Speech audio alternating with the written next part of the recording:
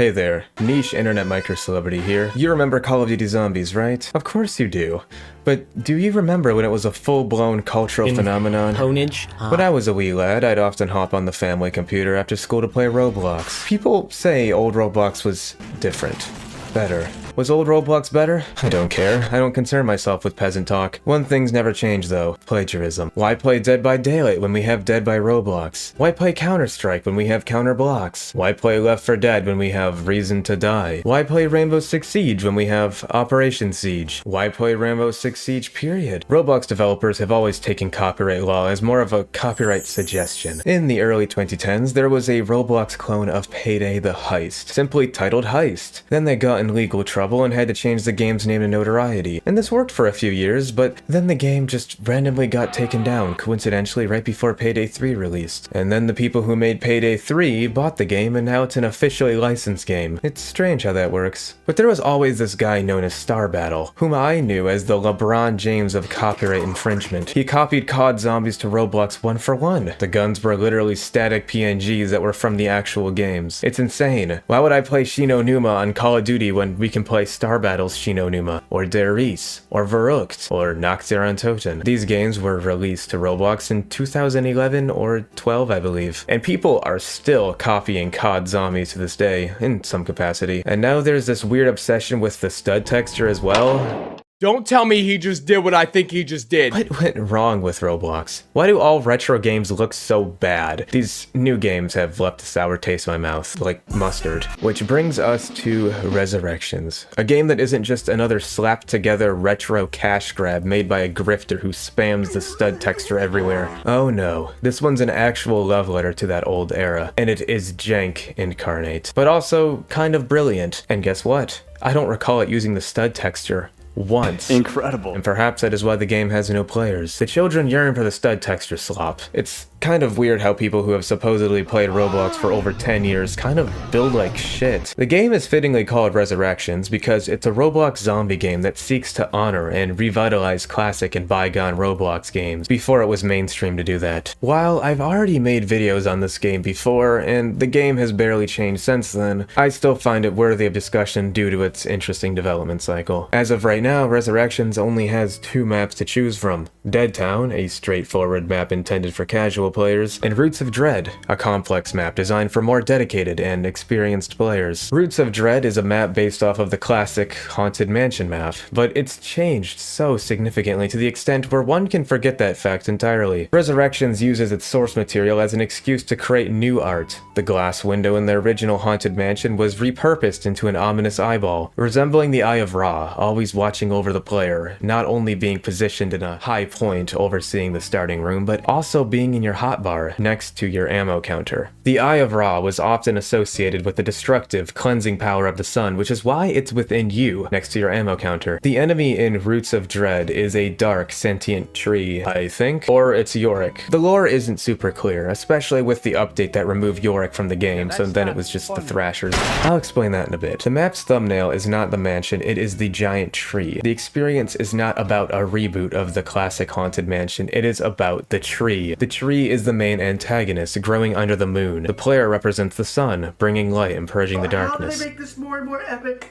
every time? The map's design features multiple ideas within it, but it can all be described as having a gothic theme. The mansion appears historical, featuring a wine cellar and a basement full of swords and armor, as well as remnants of a jail cell you'd find in a dungeon. Perhaps the house was in the middle of a renovation? The outside of the map features a courtyard under a full moon, opening up to a graveyard. The map appears to have a distinct lack of trees, apart from the obvious. You'd think that this mansion would be surrounded by trees in order to give some privacy, but apparently they built this mansion in the same place where Courage the Cowardly Dog lives, or the evil tree has sapped all of the life out of the area. This property is really just strange in general. The actual manor itself is not that big compared to the rest of the house, it's just strange. There's a kitchen, but then there's another kitchen diagonally across from it, with no appliances or anything. It just seems like a small dining room. And why is the fridge so small? Part of it has this giant rock sticking into it as well. I think that this room here is supposed to be a dining room, but there's nothing in it. And it just has a wooden floor. I'm assuming it's unfinished, but but even then, where's the living room? You have a reading room and a billiards room on the first floor, but no living room. The basement is designed a lot better. Also, the bedroom has nothing in it besides a lore book. It's just a dead end with no wall weapons. Probably because these types of rooms promote camping, since you can buy ammo from the wall gun forever, but I doubt you'd get away with camping in this game. Across the water, in the graveyard, there lies the Tree of Yorick. It can be speculated that the tree is a malevolent entity, whose intentions cannot be understood, but its actions can be observed. The tree is allegedly the source of the zombies, using its dark power to reanimate the corpses in the graveyard. These zombies are likely from the olden days of Roblox, much like the mansion. They can be seen wearing rather basic attire from a simpler era. Perhaps there is a missed opportunity to add some sort of night zombie or something. I mean, they existed in the zombie tower map that got removed in 2023. There are special zombies, and they're interesting in a way that they're very clearly made of a tree substance, being black and plant-like in appearance. The special zombies in this map are essentially mutated or possessed pumpkins from the pumpkin patch in Yorick's resting place. Oh yeah, by the way, the malevolent tree is based off of this. All of the weapon animations are done quite well, if not a tiny bit derivative of Black Ops 2. I like how the animation isn't that weird cosplay ASMR reload animation style that the later CODs use. And that one silly reload YouTube guy. Like, I have no evidence to prove this, but from my POV, as soon as I started watching that reload animation YouTuber, all of a sudden every single COD game starts using that shaky, jerky reload style with ASMR noises and a limp-wristed arm and a gun that has no weight to it, like it's made out of plastic. Does anybody else feel like that reload guy on YouTube was just a tipping point of that? Like, did some guy at Treyarch during 2020 in quarantine just decide to binge watch all of his ASMR videos and decide to just copy them all? And that's not to say that the newer animations are worse simply because I didn't grow up with them.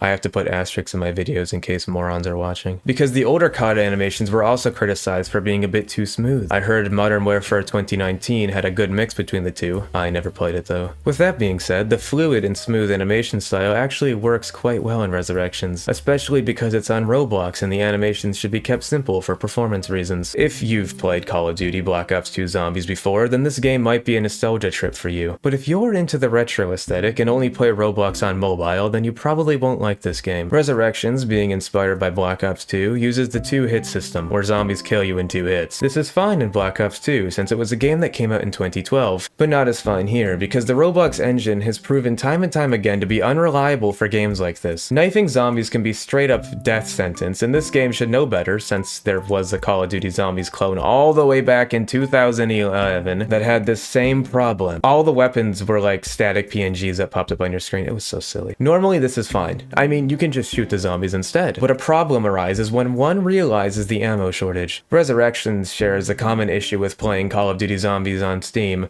The latency issues. Higher latency means zombies will take longer to react to your bullets, meaning that you'll be expelling significantly more ammo into them when you don't need to. Black Ops 2 had this rampant problem if you weren't playing as the host on peer-to-peer servers, but I feel as if that game tended to be a bit more forgiving than this one. In the older CODs, you would get at max ammos and stuff, and the maps weren't really super close quarters. There were always areas to run around in. Even on the most punishing maps, you had wiggle room. Resurrection's Roots of Dread is almost entirely close quarters. Even the outside sections aren't very open. It's just one big claustrophobic landscape. Tiny rooms, death corners everywhere, and barely any good training spots. And to make things worse, it's running a super aggressive spawn system straight out of Black Ops 4. Except you've 2 hit health, garbage stamina, and a subpar movement tech that can get you killed if you try to power slide when you're out of stamina. Meanwhile, Black Ops 4 gives you 4 hit health, 2 self revives, and a nice smooth slide. I honestly enjoy this take on zombies in theory because I really don't enjoy how boring and monotonous training zombies can be, but this game is just so frustrating because this unfair mismatch of mechanics does not work well in Roblox. The Roblox client inadvertently adds artificial difficulty that you are not compensated for. You trip over a chair and you're dead. Just because the creator is a fragile little twink does not mean he can project that onto everybody else. Anyways, you start the game inside the entrance hall in the Haunted Mansion map, and you can either choose to go upstairs into the attic or descend into the basement. Nearly all of your important objectives are placed in precarious spots, which I do like, but due to how nerve-wracking the environment can be, means that you'll be inefficiently spraying ammo. Typically, people who play COD Zombies try to group up the zombies and fire into a crowd in order to be ammo efficient. This playstyle tends to grow boring after maybe 20 to 30 minutes, especially when you've been playing zombies for years on end at this point. The creator certainly agrees to an extent given the map design. The map is unforgiving, which I do like to some degree. I enjoy adding stakes to what I'm playing. Roblox COD Zombies clones have a problem with being too easy, if anything. But this game seems unfair at times due to unintended difficulty factors in the form of latency, or zombies body blocking you in the close quarters nature of every single map, or zombies not giving helpful directional sound cues when they are sneaking up behind you, despite seemingly constantly screaming at every other point. That last one really gets me, by the way. The amount of time that the zombies will be constantly screaming in your ears, and then randomly not give you a useful sound cue when you actually need it, is insane. Like, why even play with sound at that point? Just mute the screaming noises and listen to an hour-long YouTube video about Amnesia: The Dark Descent. Apart from zombie collision, all of these things I would normally excuse in a Roblox game since it's Roblox, and ping can make a massive difference. But this game punishes you for those things happening rather than giving you any form of leeway. Perhaps the most predominant example of this is ammo being so scarce. You can't really reliably knife zombies past round 2, so you'll be forced to buy doors and buy a reliable wall weapon as soon as possible. But then you realize that your ammo is rapidly running out because these zombies just won't drop a max ammo for some reason. Then you have to buy the ammo yourself. So you and your party of 4 people are supposed to be killing zombies and buying doors to advance throughout the map. Because if you don't, then the rounds will progress, the zombies will get stronger, and you'll be overwhelmed. But then you have to constantly stop and buy ammo for your wall guns, which sets you back. Especially if you have some unemployed loser who doesn't want to buy a wall gun and would rather just buy the mystery box over and over again only to die. God, I hate fat people! As said before, the map starts with you exploring the haunted manor on the hill. The mystery box either spawns in the attic or the cellar, and you can choose which way you'd like to go. A lot of COD maps do 2 branching paths from spawn that effectively loop back around and form a circle. Roots has a rather linear way of doing things though. If Scream taught oneself anything, it's that going upstairs is a death trap. There's no way out of the attic other than a teleporter that teleports you to the other side of the map, which I find interesting and unique, but not useful, given what I'm about to hit you with. There's a wall by there for an assault rifle that's placed in a very bad spot, and a Beretta M93R that people forget is there since it doesn't load in unless you walk near it. And it's also placed in an odd spot. What you really should be doing, especially given your limited budget, is headed to the basement. The reason why you should be doing this is because the bookcase is located there, as well as an MP5 wall by, the mystery box spot, and a ton of lore books. It also helps you actually progress through the map since you don't get stuck in a dead end. Oh, and by the way, that Beretta M93R spawns downstairs anyway, so the game really paints this lesson that going upstairs is quite pointless. If the mystery box spawns in the attic, I guess I should just skip the bullshit and kill myself. Roots of Dread is unique in the way that it does not feature a power switch. Instead of a binary answer to everything, the map's progression is unlocked rather dynamically in the form of collecting and placing lore books in a bookshelf, except for quick revive. I'm not going into detail, but I've always opposed the solo quick revive in COD, at least when there's a perk limit, which there is by the way, so 2 of your perk slots are basically reserved for Juggernog and quick revive, and probably double tap, not exactly a lot of choice here. Also, the creator thinks that double tap is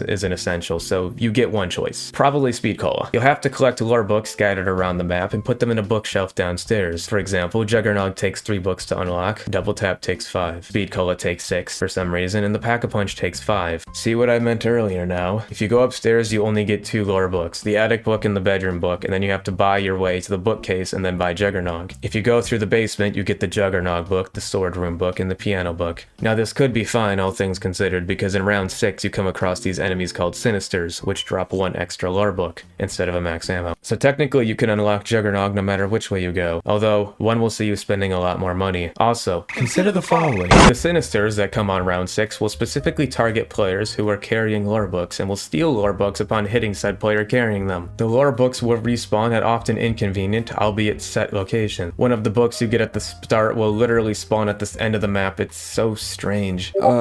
Where's book 3 when it's taken back by the Sinisters? I lost it. It spawns somewhere else randomly. Don't they have like a fixed spot, like book 1 and 2? Have you played Roots before? Yes. Then you should know that they have the ability to spawn somewhere random. Wrong. The books have a set respawn point, you fucking bin. Gentlemen, you shouldn't be snarky to people who ask for advice, especially when you're wrong. You should give someone the best advice you can. The attic path is just strange in general. It's so disconnected from your main objective. There's some pathways that seem like they connect the map together in a somewhat more fluid way, but they're not active. There's this door that connects the spawn room directly to the outside, which would help make navigating the map easier during the mid-game, but there's a bookshelf and a bunch bunch of debris that seem to be randomly placed there. Where's the door hole? Like, it just looks like someone took a bunch of random assets and just hastily inserted and angled them. It looks so fucking shitty, like, seriously. It looks like a path that would become cleared later in the game, probably after some lore books have been inserted, but it's not. It's just unclearable debris. And there's another pathway just like it. Why is there so much hastily placed furniture? And whoever placed this furniture clearly didn't care about barricading the glass front door either. I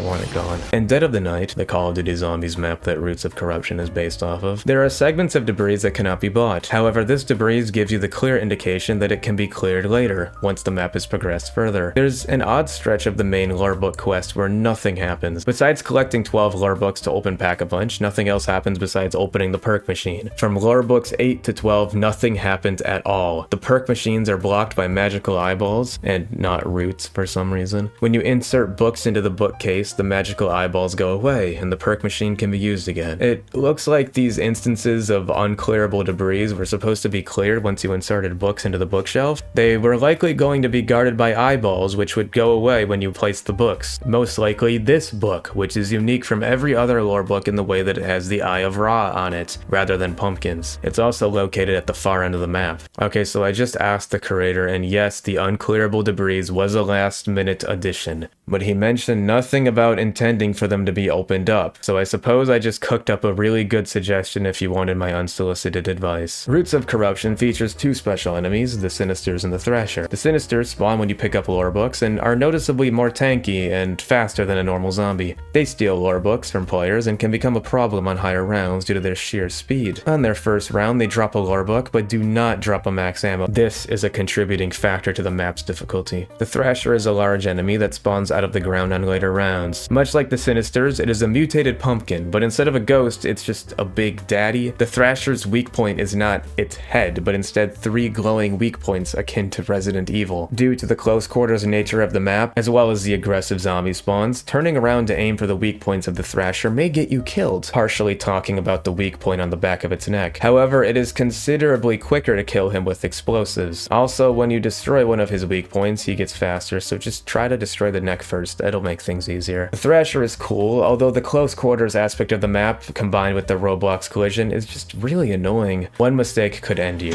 This isn't just a hard mode issue. You're a 2-hit kill no matter what the difficulty is. And it's hard as fuck to dodge the zombies compared to Black Ops 2, especially given the zombie respawn system is similar to that of Black Ops 4, a game where zombies that stray too far from you aggressively despawn and respawn in front of you. Keep in mind the game gives you 4 hits of HP and free solo revives. And quick revive makes you regenerate health faster.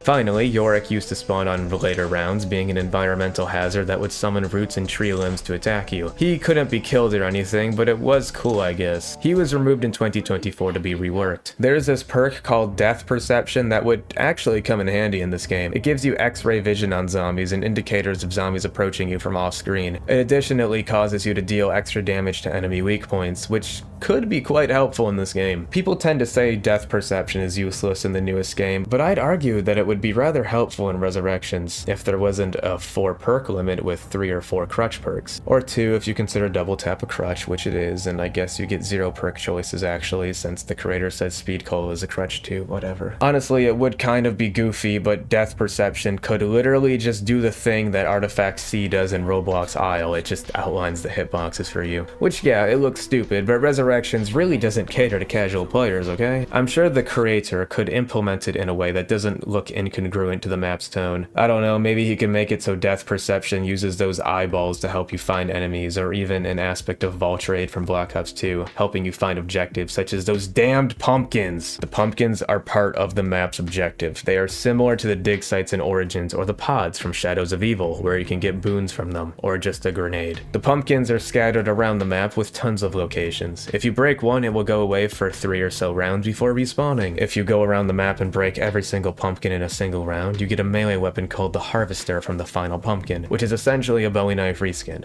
Oh yeah, by the way, the Bowie knife in this game is kind of shit. It's located in an inconvenient spot in relation to your objective, and the animation is longer than it needs to be, combined with the fact that melee is just risky in general due to Roblox collision. This is already kind of an issue in many COD Zombies maps though. The knife is always located in an inconvenient spot that by the time that you get to it, its damage has already fallen off to the point where it's a 2-hit kill. There's only a few maps where the Bowie knife can be seen as helpful, particularly any of the maps where it's used as a tool, like how it cuts webs faster in Zetsubo no Shima, or in Transit, where it can instantly kill denizens in one shot, or 3 if they're latched onto your head. Maybe they should make it so that the Thrasher goes up to perk machines and nuts all over them, and then you have to clear the vines with the knife. The Harvester is basically impossible to get in a lobby of randoms. Barring the fact that the randoms will drag you down before late game anyways, how could you reliably communicate to your teammates that you need them to save a zombie so that you can melee all the pumpkins in the map? Only one person can get the Harvester, by the way. Even Origins and Black Ops 2 from 2012 had this sort of figured out, where every player can get the golden shovel by shoveling 30 dig piles over the course of the entire game. I mean,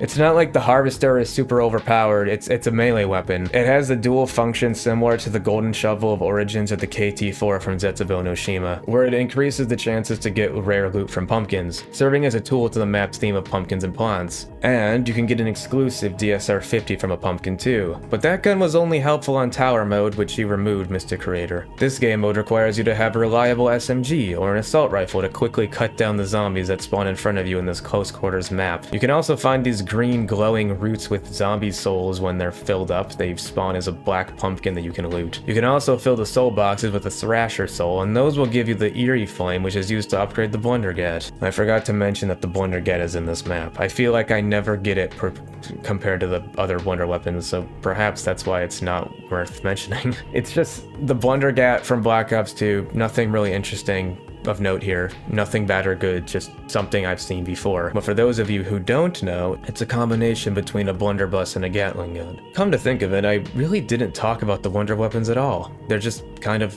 there, with very little thematic ties to the maps that they're in. Basically just ports from Call of Duty. You have the Ray Gun Mark II, the Wonderwaff, and the Blundergat. I like how the Blundergat's dragon headpiece is replaced with the pumpkin, but other than that, the Wonder weapons just didn't stand out to me at all, which is weird because they technically do stand out on principle that they're not from the same time period as the other weapons, but that makes it feel like they're tacked on rather than congruent. If they changed the Wonderwaff to look like the Minion Blaster gear or the Ray Gun to look like the Pew Pew gun, then maybe things would be more acceptable. So in the end, is Resurrections the hardest COD Zombies map on Roblox? Honestly, yeah, but it's also one of the most ambitious. And what really sets it apart is that it's not just another slapped together retro cash grab with grifting stud textures everywhere. No, this is an actual love letter to old Roblox. It feels like something a builder from that era would have made. Weird, janky, creative, and unapologetically rough around the edges. And for that alone, it deserves some attention, so check it out in the description. I believe they're about to add a big update to the game. Just be prepared to suffer. I'm Breadian, and I talk about niche Roblox games, so if you like this video and want to discover more underrated Roblox games, then check out my channel because there's more where that came from.